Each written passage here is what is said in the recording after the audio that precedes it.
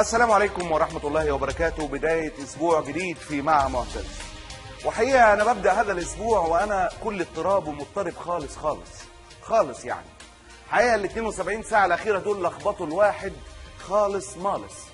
دينيا كده بقى مضطرب ومش عارف يستقر على جنب. مشاعر المضطربة دي بدأت تظهر معايا كانت بحنين للماضي الجميل. بتاع زمان فاكرينه؟ اللي كان يقعد في البلكونه بالفانيلا داخليه والمدام واقفه جنبه لابسه قميص نوم قط في البلكونات، واللي كانوا يقعدوا يلعبوا كوتشينه ويشربوا بيره بس كانوا ايه بقى؟ كانوا يعرفوا ربنا كويس قوي، كانوا متدينين كويس قوي. ياه يا عم محمود، فكرتني بالذي مضى. اهو محمود سعد قلب عليا المواجع في ال 72 ساعة الأخيرة وفكرني بكل جيراني الجمال الله يرحمهم. احكي لكم انا عن جيراني بقى، عم اسماعيل وعم مينا، على ذكر يعني محمود سعد، وابو عماد وعم بلال، وكل كوم، وعم بلال ده كوم تاني. كان راجل يضرب بيه المثل حقيقة. يرجع الله يرحمه من صلاة العشاء يضرب الفانيلا الجل بتاعته ويطلع بإزازتين البيرة المشبرين وشوية المزة اللي يستاهلوا بقك، ويقعد في البلكونة كده مع ام علي يتناغشوا كده، وهي ما شاء الله زي فلقة القمر بقميص النوم البامب المسخسخ المحتشم ده. وكانت ام عماد تبقى واقفه في البلكونه اللي قدامهم لازم.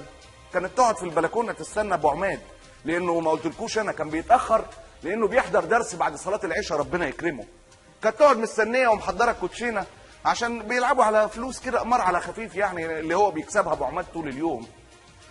والامر ما بيخلاش من رقصه بسيطه كده في البلكونه بحجابها الجميل الله يرحمها. الست العظيمه الجميله اللي بترقص، المحجبه اللي بترقص. ايه الاسلام الجميل ده يا محمد؟ هو ده الاسلام اللي بنقول عليه. ست محتشمه ومحترمه واقفه بترقص. ياه ايام الاسلام الوسطي الجميل. الاسلام كان رائع. كان ابو عماد في اخر القعده ياخد ابو علي وبعد السهره المتدينه دي وينزلوا الجامع هما الاثنين يصلوا الفجر. ربنا يبارك لهم ويرحمهم بقى. كل واحد كان وشه زي فلقة البدر في تمامه من الإيمان والتقى. أنا حرامي يا ناس، أنا حرامي يا أبو محمود، أنا حرامي. أيوة حرامي مالكيش دعوة. حياة النبي الصحي محمود تقول له ده مش حرامي. استعدوا، أنا حرامي استعدوا. يا ست أم نيازي، صاحب نيازي يجيب لي البوليس. لا يا دكتور خالتك فين؟ وخالتك طارق، خالتك طارق.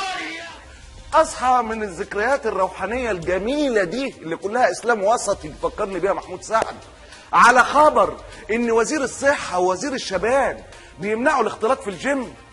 حقيقة أنا اتلخبطت. الأمر طبعا جاي من السيسي أمير الإسلام والمسلمين، مفيش اختلاط في الجيم. يا جماعة رسولكم على بر بالله عليكم، أنتوا عايزين أي إسلام بالظبط عشان نظبط نفسينا عليه؟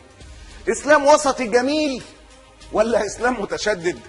اكلم مراتي قبل ما اروح ولا طب عليها؟ اسيبها تغتصب ولا انقذها؟ اروح الجيم ولا خليني قاعد في البلكونه؟ عموما لحد ما تحسموا امركم احب اهدي الناس الكيوت اللي كانوا خايفين مرسي يقلعهم البكيني ويلبسهم النقاب، فاكرينهم؟ دلوقتي عاملين نفسهم من بنها بعد قرار السيسي بالفصل بين الذكور والاناث في الجيم. احب اهدي لهم الاغنيه دي وبعدين اقابلكم بعد الفاصل.